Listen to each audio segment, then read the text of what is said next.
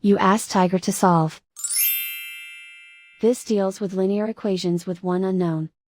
The final result is m equals -25/13. Let's solve it step by step. Group all m terms on the left side of the equation. Subtract 56m from both sides. Group like terms. Simplify the arithmetic. Group like terms. Simplify the arithmetic. Group all constants on the right side of the equation. Subtract 37 from both sides. Simplify the arithmetic.